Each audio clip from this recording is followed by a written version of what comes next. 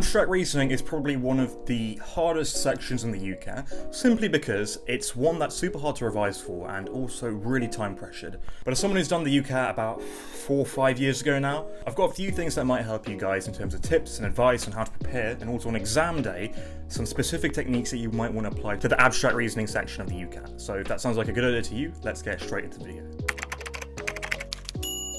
So if you don't know who I am, I'm actually a fourth year medical student who's done the UCAT about 5 years ago. Now, on abstract reasoning, I won't lie, it was probably the most panicked I've been on any exam that I've ever sat, just because, like I said, it's so time pressured. Now, if you want to know what I got, I think I got around 700 on it, which was far above my expectations for abstract reasoning, and a lot of it, I will say, was probably a little bit of luck, but there are some things that I did that I think helped me get a reasonably good score. So let's talk through them a little bit. So the section itself is split into 50 questions across 12 minutes. So that's really time pressured. That leaves you barely about 10 seconds per question. Now, the key thing with abstract reasoning is when you prepare for it, to identify the key patterns that come up again and again and again. And you can briefly split these into shape, color, orientation, and number. So there are 4 sort of brief categories I put my abstract reasoning questions into, and you can fit all patterns into these. So in the shape category, I put things like recognizing whether there are squares in set A and circles in set B, for example, or recognizing whether there are straight edged shapes or curved edge shapes,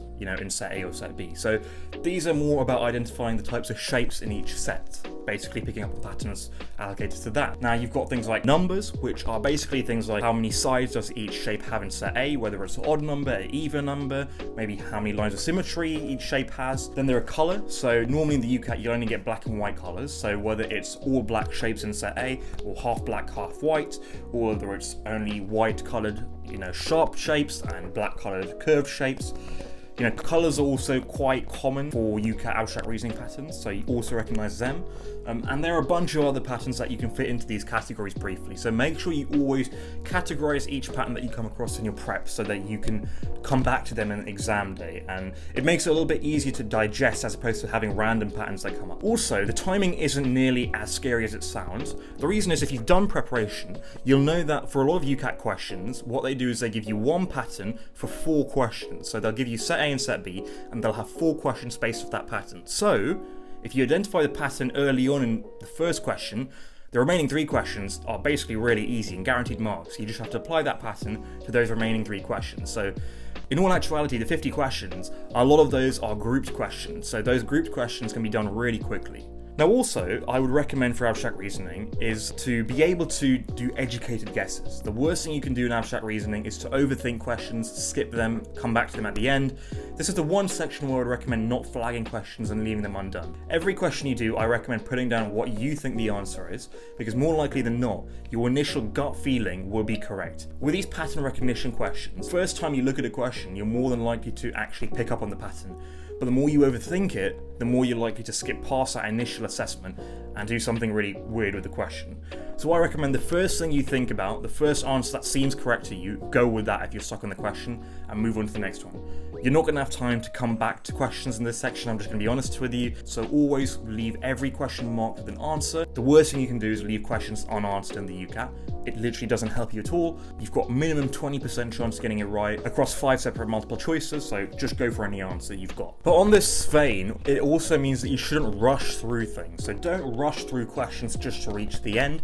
Make sure you're reading the questions carefully, analysing each set carefully, checking for every single pattern that you can think of, and make sure you're answering the question. If they ask you which shape belongs in set A, don't click on the box that belongs in set B because you misread the question. So always read that question. That's really important because a careless mistake is such a pointless loss of marks that it's really annoying. But make sure that you always read the question carefully and you select the correct answer based on that context. That's a really important thing for you to do as well. But aside from that, abstract reasoning really is just practice, practice, practice. And if it's exam day for you tomorrow, for example, just apply some of those techniques. Make sure that you go through everything really quickly, reading the question at the same time, going for your gut instinct on most of these questions and not overthinking it. Make sure you've applied also some of those vague categories into your answering, so shape, color, number. Those are some really important ones to apply when you're doing the exam, and try and think, you know what, have I seen this pattern come up before in my preparation? Because if you do, it's going to be a really easy question to answer. If you're stuck on a question, remember to go for an educated guess, eliminate the wrong options immediately, and then skip on to the right one, and don't leave any question unanswered. Those are the basic things that you can do to increase your marks in abstract reasoning.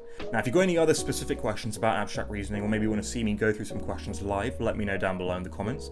You can get in contact with me directly on Instagram about the UCAT or anything else about medical applications to med school.